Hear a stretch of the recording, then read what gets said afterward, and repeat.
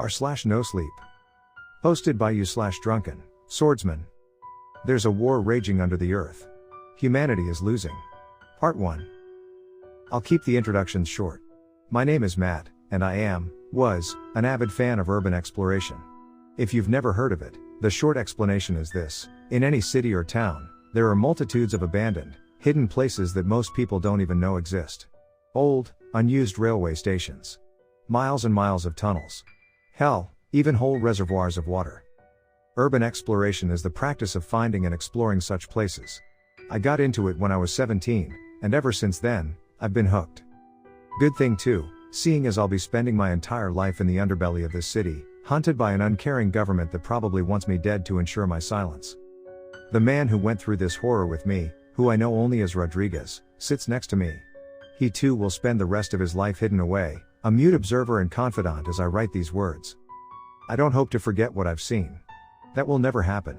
The best I can hope is that, after reading this, you too will see the truth, one day. So, here goes. The day it began, I left my house in the morning, full of excitement. I'd received a tip from a fellow urban explorer about some sort of old, abandoned complex deep beneath our city. She'd sounded ecstatic about her find, which I could hardly believe. She was an explorer far more experienced than me. This place really had to be quite something to get her this worked up. She told me that it looked like some kind of semi-military installation, abandoned for God knows how long. Perhaps a World War II era resistance hideout, she'd theorized. As if I'd needed more reason to see the place. I had my usual gear with me, a flashlight, a coil of rope, a first aid kit. I wasn't expecting any trouble, but it pays off to be ready. Exiting the surface through an innocuous-looking rusted door, I walked, climbed and, in places, crawled for an hour through a series of ducts, chutes and cable-strewn passageways. It was clear that this was not the correct entrance to wherever I was going, but rather an ad hoc infiltration route. Already, I was captivated. Finally, I dropped down from a grimy air duct, lifted my light and looked around in wonder. My friend hadn't been exaggerating. This place was an urban explorer's dream. I was in a large, circular room with 4 exits, apparently a crossroads of some sort. Narrow passageways led off in every direction of the compass, all but one sloping upwards. The last led steeply downward. The floor, covered in a deep coating of dust, was broken up by waist-high concrete blocks, with shallow trenches excavated behind each one. Looking back on these events, I realize one thing: these concrete blocks, obviously intended to take shelter behind, were all facing towards the single downward heading passageway. Whoever had built this place hadn't intended to defend against an attack from the surface, but from beneath the ground. In my excitement, I somehow managed to ignore this fact. After taking a photo of my surroundings, I continued down one of the passageways. Obviously, I took the one heading downward. The corridor went on for about half a mile, before ending at a large iron door, an iron circle set in its center. I grabbed it and pulled. At first, it wouldn't budge, but after several hard pulls, it swung open with a squeal of rust-covered hinges. Beyond was another room, this time with only a single other corridor, again leading down. I gasped. The center of the room was dominated by a wide wall of sandbags. Several heavy machine guns, the kind you see in scenes of trench warfare, were mounted on the top. All were pre-aimed at the corridor heading downward. I went closer, rummaging for my phone. This was unlike anything I'd ever seen while exploring. Old, abandoned underground stations were one thing. Goddamn machine gun nests were another. As I approached, I frowned in confusion. The floor was covered in a heavy coating of dust, but around the sandbags, large, booted footprints were imprinted in the grime. I stooped down to take a closer look. These prints were fresh, days old at the very most. Someone had clearly been tending to this place recently. I shone my light up. The trail led off into the dark of the downward corridor. A small, nagging doubt pulled at me. Someone was clearly using these tunnels. Might it have been my friend? No, that couldn't be it. She'd have told me if she'd found something like this. Besides, if these were her tracks, they'd have come from the surface. I should have turned back at that point. Why didn't I? Some goddamn curiosity, the thrill of discovering something new, stopped me from doing the reasonable thing. I stayed where I was like an idiot, staring at my strange find. A half-heard sound up ahead made me look up. I got a split-second glance of movement, a dark figure moving at the corridor entrance, before all hell broke loose. A bright, blinding flash of light turned my vision into white fire. There was a sound like rolling thunder, all around, unceasing. I was blind and deaf. Distantly, as if in a dream, I felt myself falling to the ground under the sensory assault. A second and yet an eternity later, the attack on my senses stopped. Through the ringing in my ears, I heard the stomp of boot-clad feet. Contact, someone yelled in the whiteness my sight had become. There was a loud bang, and something impacted the concrete right next to my neck. I'm being shot at, I thought numbly. Hold fire, yelled another voice, deep and authoritative. I've got no reading on the spectrometer. It's not one of them. What if it's a ghoul? A third voice. Ghouls don't get caught unawares like this. He's a civvy. Get your gun out of his face, for Christ's sake. What's a civilian doing down here, Rodriguez? No idea. That was the commanding voice again. Bag him. He has to come with us. Rough hands gripped me. I swung blindly at their owner and missed. A split second later, something with the force of a sledgehammer hit my face. I staggered, reeling from the impact. Before I could recover, a rough bag was placed over my head. I screamed. Another blow. Don't struggle. Came the voice again. If you do, I am authorized to use lethal force to neutralize you. Please, I began. You will remain silent. You will not struggle. You will come with us. Not if you understand. My mind raced, adrenaline and panic threatening to overcome me. I was blind, miles from the surface, and surrounded by armed people. In under a minute, this trip had gone from intriguing to horrifying. I nodded mutely. Get him up. Came the voice. Someone hauled me to my feet and led me forward, stumbling and blind, deeper underground. At first, I tried to keep my wits about me, remember the distances and directions we took. If I could somehow escape these people, whoever they were, I'd need to backtrack to find my way out into the surface. Soon, however, I gave up. The disorienting, suffocating blackness of the bag made it impossible to keep any sort of bearings. Once, after half an hour of silently stumbling through the dark, I tried to beg with my captors. Please, I began. I don't know anything. I didn't get further. A hand clasped over my mouth, almost suffocating me with the heavy fabric. You will remain silent at all times. This is for the safety of both you and my men. If you endanger us one more time, I will be forced to neutralize the threat you pose. I shut up very quickly after that. Another unknown span of time passed. I didn't know how far or how long we'd been traveling, when suddenly, a loud, electronic beeping broke the trudging silence. I heard one of my captors curse under their breath. Shit. I've got a reading. 100 meters ahead and closing. There was a quiet clack of unholstered weaponry. A hand pressed down on my back, forcing me to lie flat on the ground. I felt someone's hot breath next to my ear. Whatever you do, remain absolutely silent. That was the voice of the man they'd called Rodriguez. Don't move. Breathe quietly unless you want to be found. And trust me, you don't want to be found. The beeping got more insistent, higher, pitched. 50 meters, someone said. Lights out. Sound down. The beeping stopped. No, I could still hear it, but muffled, incredibly quiet, echoing from an earpiece. It was growing faster, more insistent. Breathe quietly unless you want to be found. The shallow inhale-exhale of my captors and the blood pounding in my ears suddenly seemed as loud as a thunderstorm. For a few, terror-filled seconds, there was absolute silence. And then, dead ahead, one of the soldiers yelled. The air exploded with the sound of gunfire. It was an unceasing hammering as my captors emptied their clips, ran dry, reloaded and fired again. Strobing light flashed through my hood. The stench of gunpowder choked my throat. I almost screamed. The fire died off as quickly as it had begun.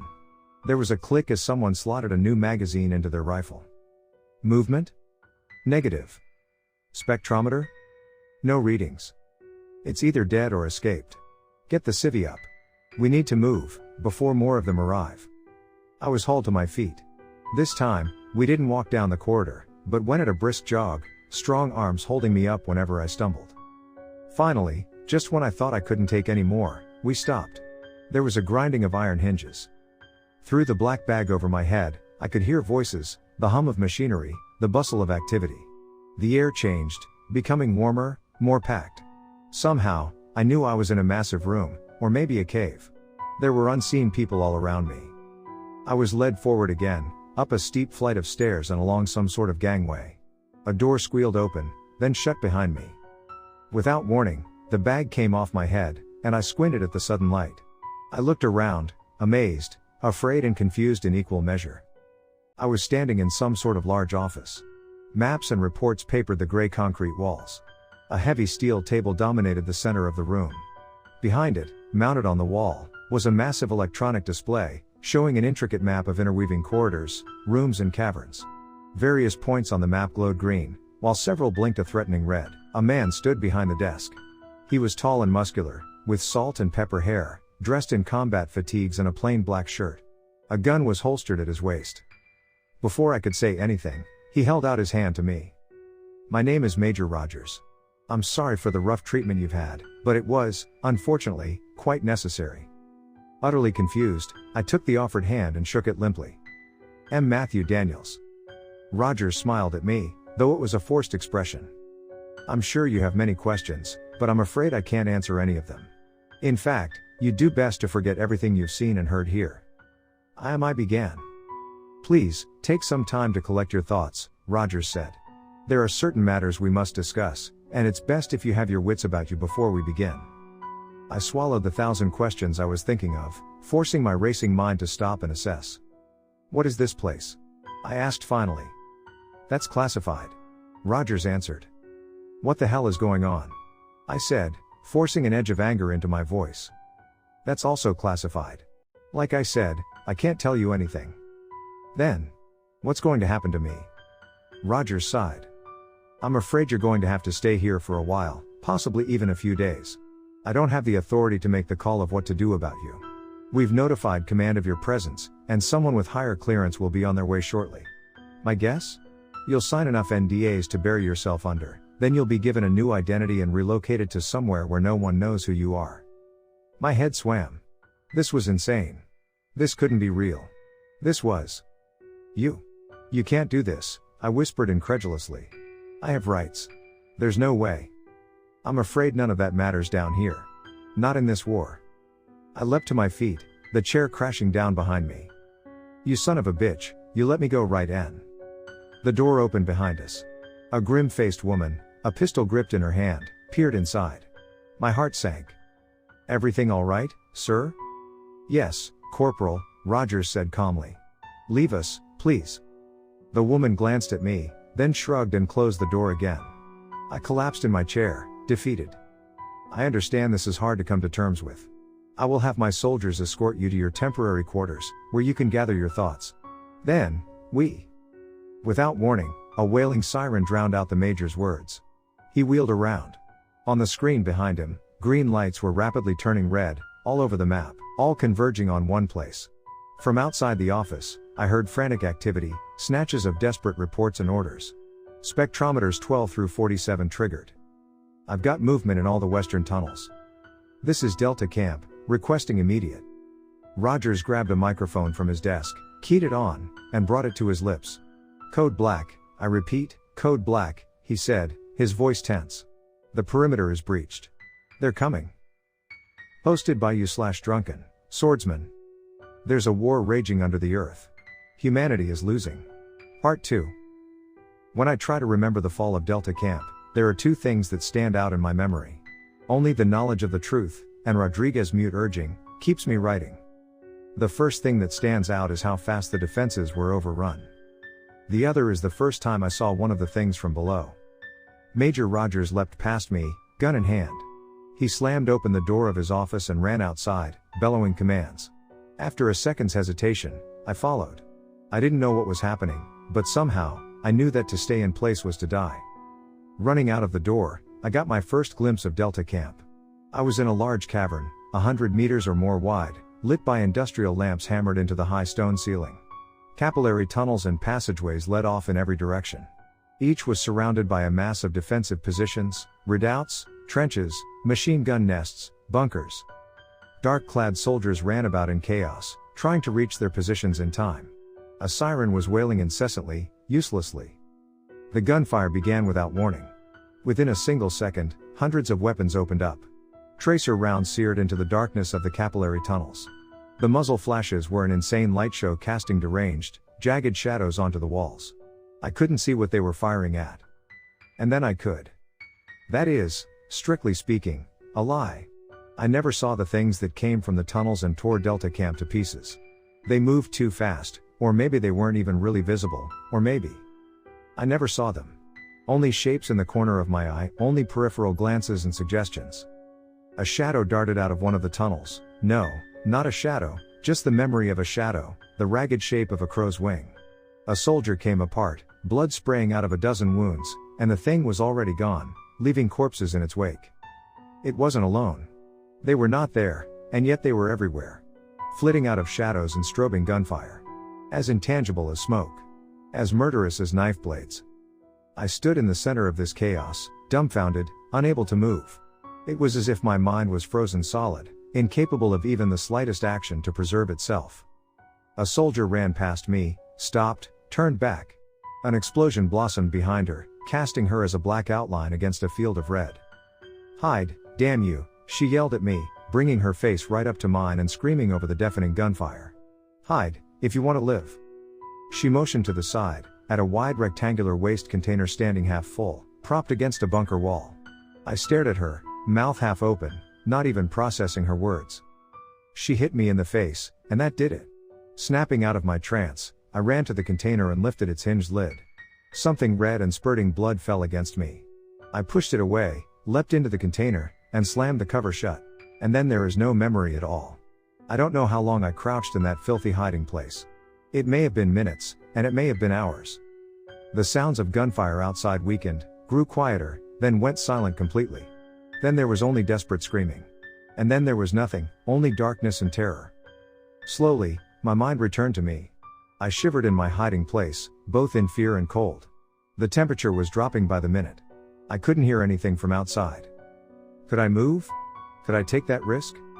Whatever had come out of the tunnels, the things from below. They had torn through Delta Camp in minutes.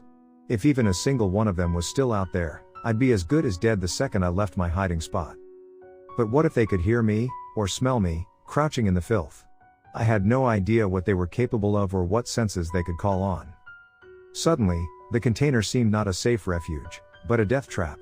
Every second I stayed there might be filled with danger, bringing closer things that move like butcher's knives and ragged silk. I made my decision. To move was better than to stay put. There was only a vague plan in my mind: find a gun, maybe a flashlight, and head into the tunnels. It wasn't much, but it was surely better than staying put. There had to be a map somewhere in Roger's office. I'd find it, and then risk the tunnels back to the surface. Somehow, naively, my hopes all clung to that one concept. If I got to the surface, I would be safe. Slowly, carefully, I eased open the container's lid, wincing at every creak and groan the protesting hinges made. In the dead silence of Delta Camp, every single noise seemed amplified to impossible heights. Finally, the lid opened enough for me to slip through. The cavern was almost pitch black, whatever generators had powered the base long since destroyed. The only source of illumination were dark red emergency lights set in the walls, casting everything in an ominous crimson. I dropped to the ground and landed in something wet. I looked down and almost vomited. Delta Camp had been the site of a massacre. The dead carpeted the ground. Most had been torn apart, shredded and cut down without mercy. I had landed in a lake of viscera. I doubled over, retching. Not 10 paces away, I saw the woman who had told me to hide. Both her arms and half her face were gone. White bone glistened wetly. I gagged, barely managing to wrestle my stomach under control. Focus, I thought to myself. Don't look at them. Weapon, flashlight, map. Focus. Trying not to look down, I crept through the ruins of Delta Camp. Every shadow and little noise was filled with dread. With each passing second, I expected to feel unseen claws pierce my back, tearing me to pieces in less time than it takes to scream. The stairs to Roger's office loomed up ahead. I slowly inched my way up them, wincing at the loud clanging my steps made. It seemed to echo around the cavern like thunder. At one point, I stopped, certain I'd heard something move in the detritus of battle below me. For a minute, I stood stock still, half crouched, prepared to leap away into the dark at the slightest sign of danger. Nothing. It was nothing. I had to keep moving. Slowly, I reached the top of the stairs and snuck down the gangway leading to my destination. All I needed was to get inside, and then... voices. I froze. Every sense I had was stretched to its limit, every muscle bunched and ready for flight. There they were again. Whispers, barely audible, coming from behind the closed door to Roger's office. Shit, I thought to myself. I stood still, trying to calm my breathing and catch what the voices were saying. Move out as soon as possible. They'll be back, that's certain, and we can't stay here waiting for more survivors to find us. Where do we go, though? Who's to say Gamma Camp hasn't been overrun as well? Same goes for Beta and Alpha. We have no idea what's happening up above, all our communication lines are dead. The first voice again. If Alpha's been taken, we've already lost the war. If we strike out for the surface, it'll give us a chance to survive, at least. Staying here is suicide. A new, third voice. Does anyone know what happened to the Major? There was a pause. The Major's dead, said someone. I saw it happen. He's gone. God. We can mourn later. Right now, we need to get moving. They'll be back soon, and the tunnels will be crawling with ghouls, too. Right.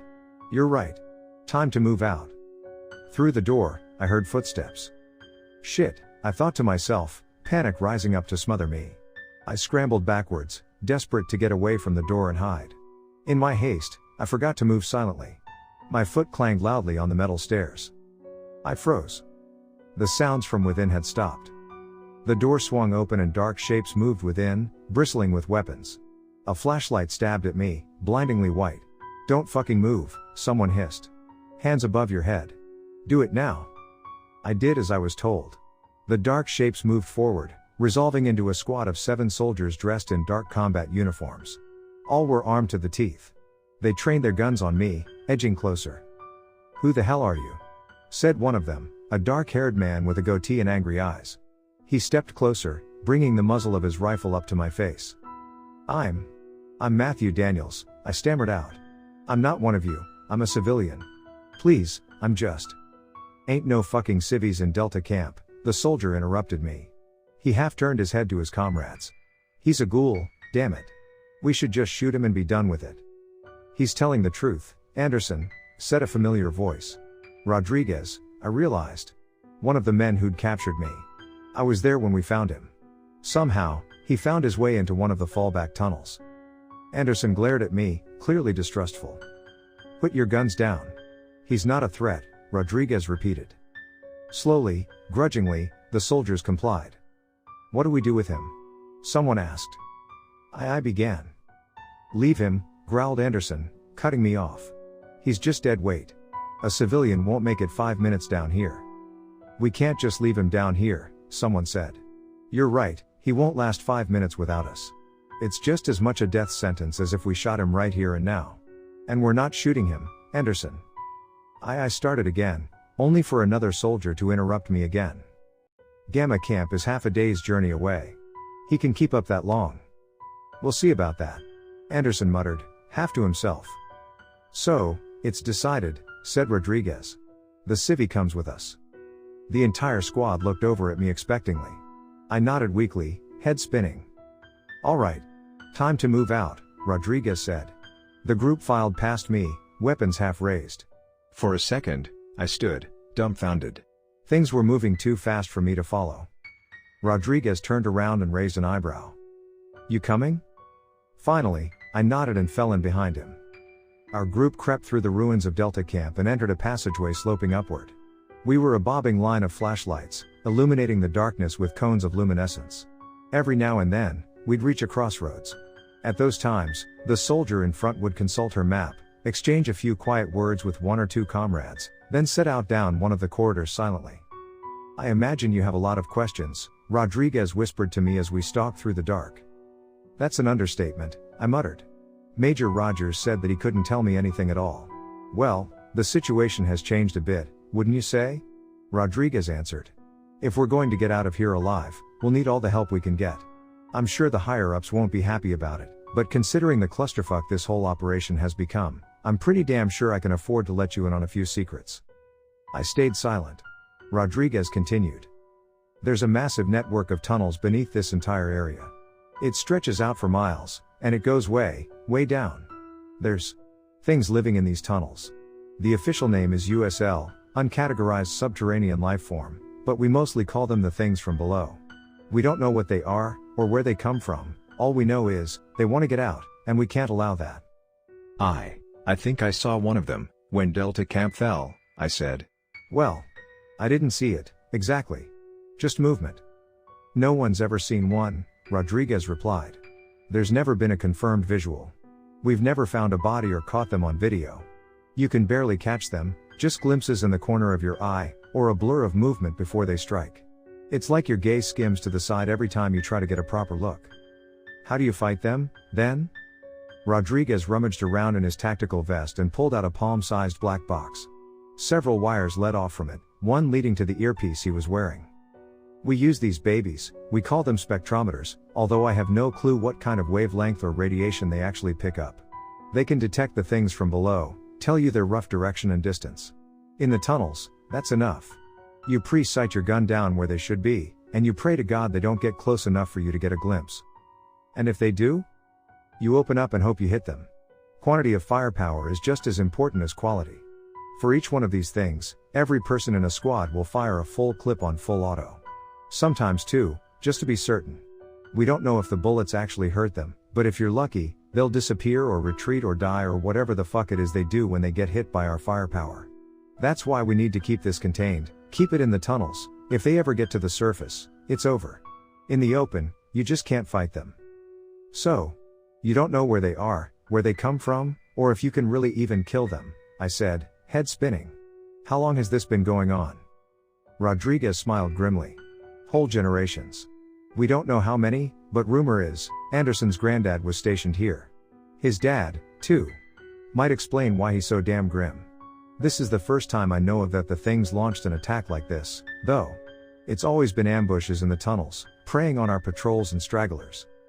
Wait, Anderson's grandfather fought here? That would mean. This war's been going on since Stalin breathed his last. Longer, possibly. I cursed under my breath. Rodriguez smiled grimly.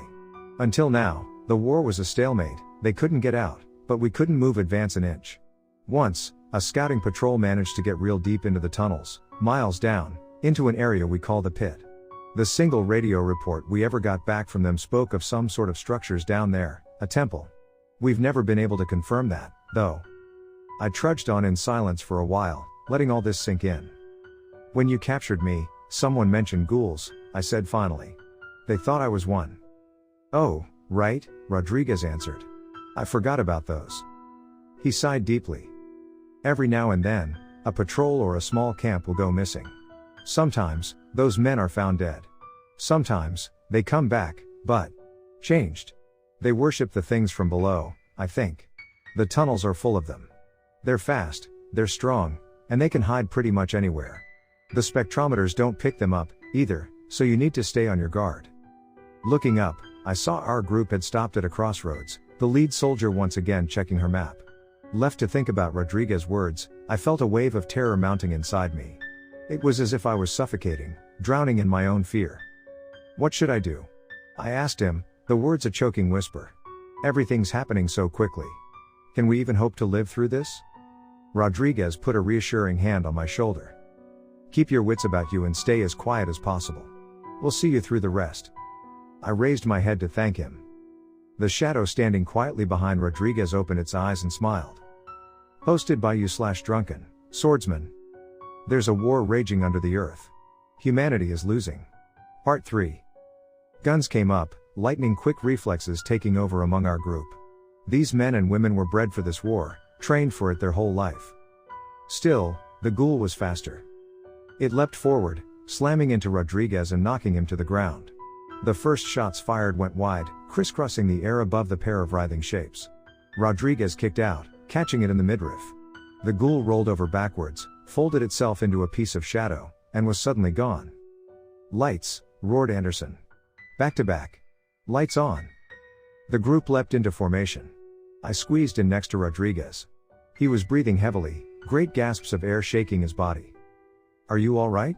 I asked. Bastard tried to knife me, he growled. My Kevlar stopped it, but barely.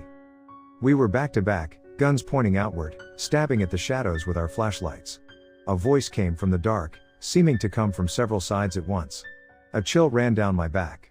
It was barely a hiss, but every syllable had the deranged promise of bloodshed to it. Oh, my pretties, it crooned. So alone in the dark. So lost. Let me take just one to the temple, and I'll be on my way. Shit, that's Crowley, muttered a soldier. I know him, he went missing in action half a year ago.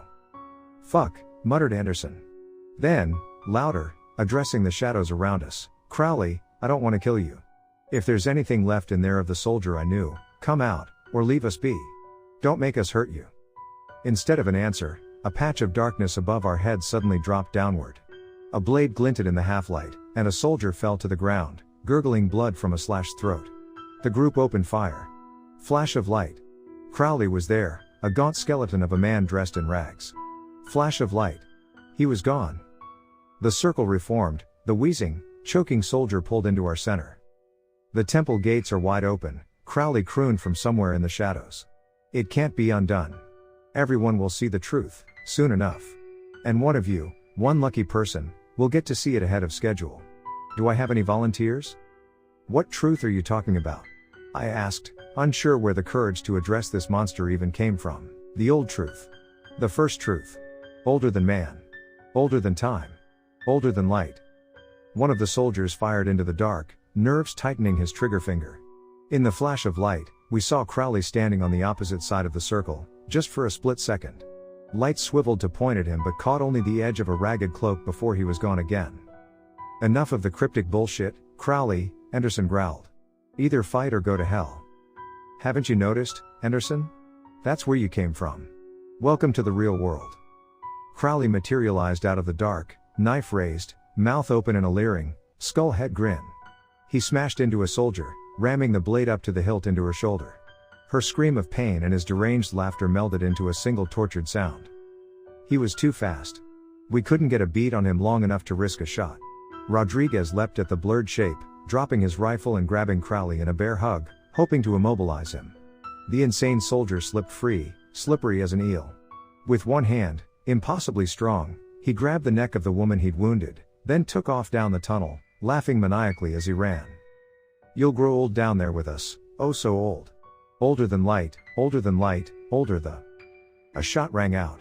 Crowley spasmed, a fountain of blood erupting from his shoulder. Somehow, he kept on running. The next round took him in the lower back. He stumbled, righted himself, just in time for the third bullet to hit him dead center, ripping through his spine.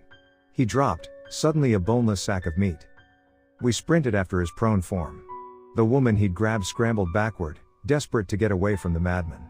Anderson walked over to Crowley, standing over him, legs wide, like a vengeful god. Old. Older the... Then Lee the ghoul began, choking on blood. Fuck you, Crowley, Anderson spat, and shot him in the face. The next 10 minutes were a flurry of activity I had no way of participating in. The soldier whose throat the maddened ghoul had slashed, a young private named Miller, was surrounded by medics. Despite their efforts, they couldn't staunch the flow of blood from his slit neck. He would be dead in minutes, and we all knew it. The woman who Crowley had tried to abduct was shaken, but once her shoulder was patched up, she seemed capable of carrying on.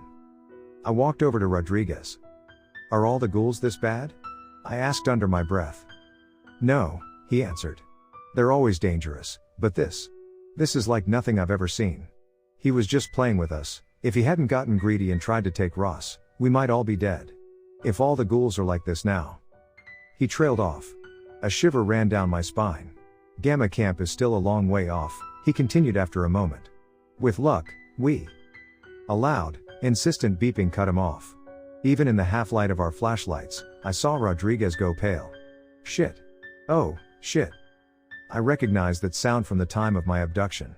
A shiver ran down my back. It was the high-pitched alarm of a spectrometer. The hunt wasn't over just yet. We have to move, Anderson hissed. Someone get Miller up. Rodriguez and another soldier moved to pick the wounded private up, but he shook his head at them weakly, raising a hand in objection. Go. I'll hold them, he gurgled, blood running down his throat and through the makeshift bandages wrapped around it. Miller, Rodriguez whispered. Instead of replying, the wounded soldier saluted with a shaking hand. Die well, Anderson said simply. The group turned and set off at a dead sprint down the tunnel. The spectrometer was wailing insistently as the things from below approached. From the passageway behind, there was the sound of gunfire, percussive flashes that were suddenly cut off. Rodriguez crossed himself as he ran. We came to a crossroads. Not even stopping to look at the map, The soldier in front leapt into the left fork, then cursed as her spectrometer began wailing louder. They're down that tunnel as well. Take the re. Something moved in the murky darkness, like a murderer's shadow on snow. The woman was ripped backwards without even the time to scream. We sprinted into the right fork, Anderson loosing a flurry of bullets into the left as he ran. That was how they hunted us. We would reach a fork, try to head for Gamma Camp, only to be turned around by spectrometer readings, unseen things heading us off, turning us around. Soon, we were running downward, into the bowels of the earth, away from our intended destination. Without any warning, the concrete and steel reinforced passageways suddenly became rocky tunnels and caverns. We had left the man-made defenses of this war behind and entered enemy territory. I find it hard to write about these events. They are the most confused and harrowing part of my journey, a mess of fear, gunfire and exhaustion in my memory. Rodriguez sits next to me as I write. I look over, and he is smiling reassuringly. He smiles a lot these days. We were only 5 now. A nameless soldier in front of me was suddenly gone, dragged away into the shadows by a leering, knife-fingered horror. I grabbed his gun as it clattered to the ground, firing blindly in the direction the thing from below had dragged him in.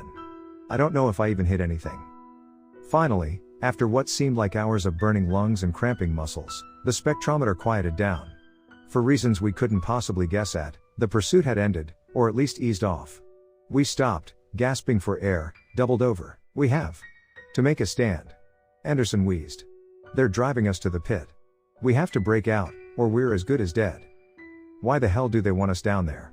Rodriguez asked, hands on his knees, trying to catch his breath. Before, we could never even get half that deep, and now they're hurting us there of their own accord? I don't know. Whatever it is, it can't be good. We have to make a stand. Anderson repeated. No way. The war has changed. There's too many of them. Maybe these things can be stopped at Alpha Camp, hell, maybe even at Beta or Gamma. But there's only 5 of us now, and Matt is a civilian. We barely have the firepower to take down a ghoul, let alone fight our way back out of the tunnels. Then what do you suggest we do? Anderson asked, turning on Rodriguez. You have a better idea? We head further down, right into the pit. Face it, man. The chance of us getting out of here alive are slim to none. If there's something down there that these things are guarding, I'd like to see it before I go out. Anderson was silent for a while, regarding my friend mutely. Finally, he shrugged. I don't care what's down in the pit. I care about revenge. I'm staying here and taking my pound of flesh from these things, and hopefully getting back to our own lines. Anyone who wants to join me is welcome too. Anyone who wants to go with Rodriguez and head further down, be my guest. But I won't pretend to think it isn't a fool's errand. The remaining soldiers shifted uncomfortably, then moved, one by one, to stand behind Anderson. Gripped by a sudden compulsion, I took a stand next to Rodriguez. He was right. The chance of getting back to the surface was next to zero. Whatever waited in the pit, I wanted to see it, and then allow the horror to end forever. Anderson nodded at us. Good luck, he said grudgingly. When you get out, send us reinforcements. We'll do the same for you if we get out first. Anderson's sudden, naive optimism took me by surprise. By his expression, I could tell Rodriguez felt the same. Good luck to you all, my friend said. He turned around and headed down the dark tunnel, flashlight bobbing. I nodded to the assembled soldiers and followed him. For some time, we trudged on in silence. The sounds of Anderson and his group were quickly cut off by distance and the snaking, twisting passageways. Thankfully, our spectrometer remained silent. Maybe the things from below were satisfied with our heading, or maybe they were busy with our comrades in the tunnels behind. Suddenly, at least half an hour after we departed, Rodriguez's radio sprung to life. He pulled it up in shaking fingers. Its sounds were static-laden, broken up by the winding tunnels. We could barely hear a voice, Anderson's voice, I realized with a start, on the other side. Even through the static and distortion, he sounded desperate. This is Urson, 7th foe, requesting backup. We are surrounded. Anderson, Rodriguez whispered into the radio. What's going on up there? I rep, questing backup, Anderson continued, ignoring us or unable to hear our reply. From the darkness behind us, a desperate gunfire staccato broke the silence. Rodriguez cursed softly. Anderson's voice came again, more desperate. My squad is D, falling back T, can anyone read me? There was silence for at least half a minute, the only sound the thunder of my own heartbeat in my ears. No reply came to our frantic attempts to answer. Finally, The radio crackled to life again. "Rodriguez," came Anderson's voice. He sounded strange. Not panicked or desperate as before, more amazed and horrified. A chill ran down my spine. I couldn't place his tone, but it made me uncomfortable, like nails on a blackboard. "Rodriguez. I can see one. I say one. I have a visual." "What can you see?" Rodriguez hissed into the radio. "What can you see, Anderson?" "It's," came the reply. "It's beautiful. Posted by you/DrunkenSwordsman. There's a war raging under the earth. Humanity is losing. Final." We were silent for a while, unsure what to say, how to react. "It's beautiful." Finally, Rodriguez sighed in acceptance, his head slumping. "Nothing more we can do for them. Come on. Don't want to keep them waiting down there." Shouldering our rifles, we headed further downward. The corridors grew larger, as wide as the main street of some ancient metropolis. The floor became a paved road, hexagonal bricks inlaid into the stone itself, forming baffling geometrical patterns. Many side tunnels led away into the dark, but we kept to the main road, heading downwards, always downwards. Rodriguez's spectrometer began beeping incessantly, and we caught glimpses of the things from below. Every side chamber and tunnel held one, brief glimpses of smiles like murderers' knives and shapes like shattered glass. We didn't flee this time, though. They weren't hunting us anymore. They were welcoming us in. And finally, we reached it. The bottom. The pit. The temple. I look up as I write these words, locking eyes with Rodriguez. He doesn't say a word, but smiles reassuringly once more. Though the reason for his mirth eludes me, it gives me the will to continue. We entered a massive cavern, its walls soaring up around us, its roof so high it was hidden in blackness. No more side tunnels, no more of the endless descent. This was it, the bottom of the pit, the heart of whatever was happening within the earth. It all came from here. Rodriguez cursed softly under his breath as he saw what waited for us. I gasped, unable to stop myself.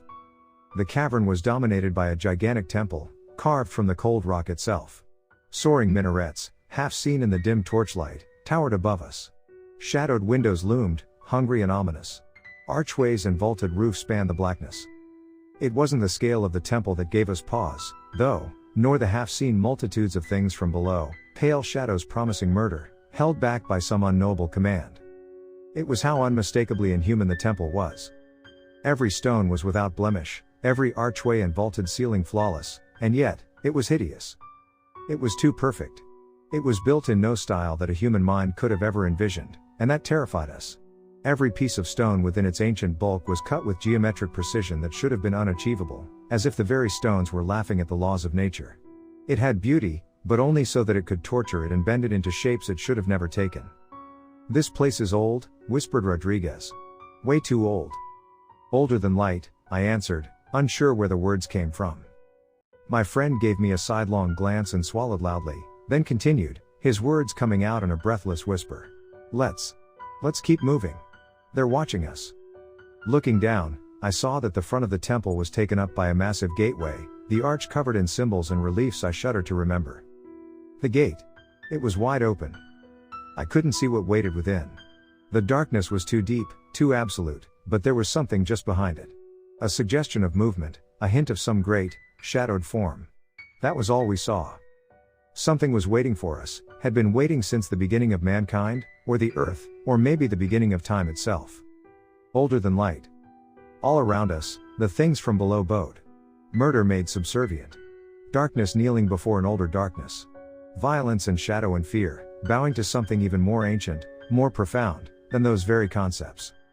The first truth. We stopped. Our journey to this depth had been to see precisely this, but at the very brink of the door, we stopped. A sound from behind made us turn. There was movement in the main tunnel we'd come from, the sound of padding footsteps. Rodriguez raised his rifle. The darkness shifted, and a lone figure emerged. It was dressed in the tattered remains of a uniform, a pistol strapped to its waist. Even bloodied and injured, it looked almost familiar, almost like Anderson? Rodriguez breathed. Our former comrade smiled in the half-light, the rictus grin sending a chill crawling down my spine. It was not a pleasant smile, the same kind Crowley had given us as he ran through the tunnels, dragging his helpless prey behind him. "Hello, Rodriguez," Anderson said. Rodriguez took a step closer. He didn't lower his rifle. Are you alright? Anderson laughed, a high, manic sound. Better than alright. I've seen it, Rodriguez. I've seen it. Seen what? The truth. The old truth. The first truth. Crowley was right, damn it. It's beautiful. It's beautiful. He took a step towards us, then another. My own gun came up, though I barely knew how to use it. Stay where you are, Anderson, Rodriguez warned. They're in your head. I'm your friend. I've known you for years. You have to fight them. Anderson paused, then laughed again, but this time, I heard something else behind the sound. Anguish? Regret? I can't fight it. Rodriguez. Can't fight the truth. Can't fight the truth. Without warning, he leapt forward, fast as a snake, screaming in bloodlust and suffering. Rodriguez hesitated. Just for a split second, he froze. It was too much for him, the horror we'd been through, the sight of the ungodly temple, and now one of his old comrades, back from the dead and ravening for our blood. For a split second, Rodriguez held fire, and then Anderson was on us. There was none of the shadowy subterfuge Crowley had used. Anderson was a whirlwind of nails and teeth, too fast to be human. My rifle was torn out of my hands. A sledgehammer blow crashed into my teeth. I tasted blood. Rodriguez grabbed Anderson from behind, threw him onto the ground. The mad soldier writhed like some sort of grotesque insect, coming up in an instant, sinking his teeth into his opponent's shoulder. Rodriguez screamed. Around us, figures like broken glass on skin crowded closer, smiling with teeth of black ice. I staggered to my feet, swinging a wild blow that caught Anderson on the side of the head. He rounded on me with a snarl, slipping under my second punch and grabbing my throat from behind. I choked. The world went gray. Stop, Anderson. I heard Rodriguez shout somewhere in the distance. His voice was dim, removed. An urge to sleep was overcoming me. The shadows crowded closer. Your father, and his father, gave their lives to fight these things. Rodriguez was yelling. Fight them. You're still in there. The hold on my neck relaxed a fraction. I dragged a great breath into burning lungs. Can't fight the truth, Anderson whispered somewhere behind me. Can't fight the truth. The first truth. The older truth. Older than man. Older than time. Older than light. You know that's bullshit, Rodriguez said, looking at the madman over my shoulder. You can fight it, you can. Please. The vice holding my neck weakened a little more. Can't fight. Came a pained whisper from behind me. A drop of something fell onto my shoulder. Tears. I can't fight the truth. A deafening gunshot rang out behind me. I felt the heat of the bullet. Something red and hot sprayed across me. I wheeled around. Anderson had pulled out his pistol and shot himself in the head. Rodriguez stumbled over, helping me up. He looked down at his dead friend, then made the sign of the cross. The shadows watched, silent, mocking. Finally, Rodriguez turned away. Let's finish this. I'm tired. We turned, weapons held to our chests, ignoring the shadows crowding closer, and strode into the dark gate of the temple. At first, we saw nothing, the blackness enveloping us completely. I could only hear Rodriguez next to me, breathing heavily as we pushed onward. At first, we saw nothing. And then the blackness peeled back, and we saw everything. My God, Rodriguez whispered next to me. It's hideous. It's beautiful, I answered, smiling to myself. I don't know how long the ascent up from the pit took. Time had, after all, lost all meaning. A day, a year, a century, it was all the same, in the end. I live in the tunnels beneath the city now. Sometimes I go almost up to the surface, mere inches away from people who have no idea I'm there. I hear them. Conversations thought private. The crying of children. The deep, calm breathing of those asleep. I hear it all, and no one ever hears me. I return to my abode after every journey, a small hole under a railway system. Rodriguez waits for me there. He's still smiling. He's been smiling ever since I returned from the pit. Ever since I killed him. I carved his eyes out. He couldn't see the truth when it was right in front of him. I cut his mouth into a rictus grin. With the truth in his grasp, he screamed and cursed and blasphemed. So I killed him. He's not much of a talker since then, but he's a much better listener. I will need a companion down here in the dark, after all. I intend to stay here all my life, to grow old in the dark beneath the false world. Older than man. Older than time. Older than light.